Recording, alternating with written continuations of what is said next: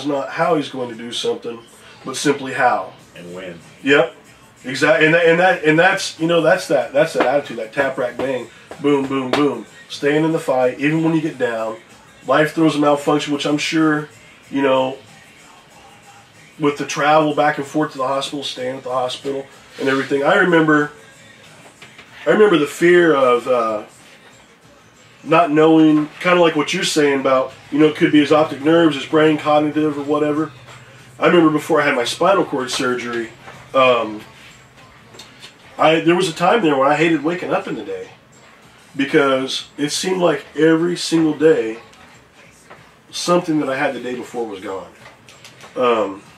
Because as the area that was infected, the scar tissue and everything was growing and tethering my spinal cord and anchoring it.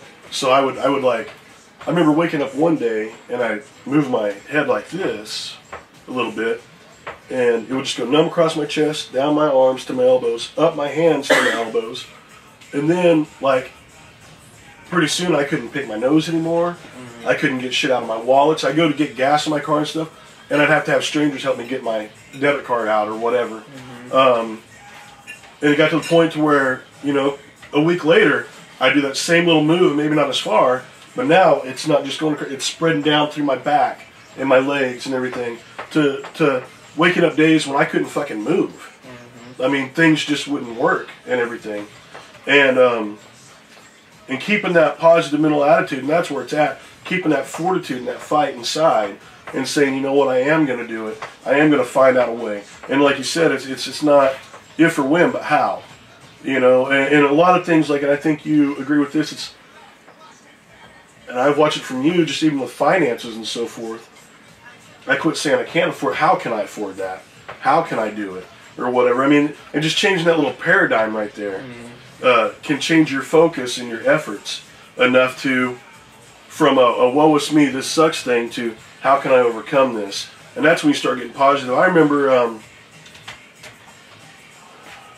for my spinal cord surgery, because there was quite a few risks involved, it was C1, which is at the base of your skull, where your spine meets your skull, to C6, and your brainstem comes down to C, all the way down to C2, I believe, if I remember correctly. But C1 to C6, and there were some risk involved, and so they asked me, you know, they were explaining all the risks, and they were explaining the outlooks and stuff, and if I remember right, there was a 90% chance, no, I'm sorry, there was like a 70% chance that they could stop any further progression of anything else happening. For me to regain anything that I've already lost was like, if the odds dropped down to like 40 or 50%, that there would be some reversal in it. And then it dropped down even farther, that would be something that I would even notice in my daily life or whatever. It dropped down to like 20%. I mean, the odds weren't that great, but I really had nothing else to lose, and so we went for it, you know. And the doctors and stuff, I mean, I said it before and I'll say it again, I know what they call it, a practice.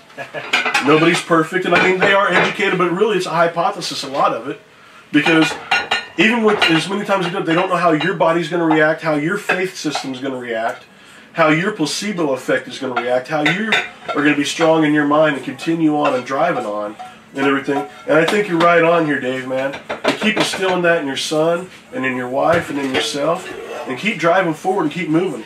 And realize that that the doctors don't have the final say and everything. There is a higher power and everything involved in all of this. I mean, our bodies are amazing.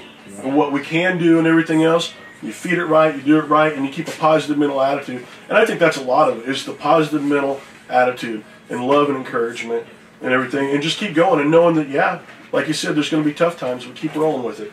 And keep putting one foot in front of the other. Keep showing up. So, I probably ranted enough, but...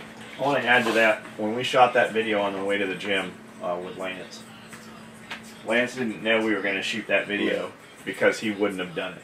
No. And just little steps at a time, like Lance needs to talk about this.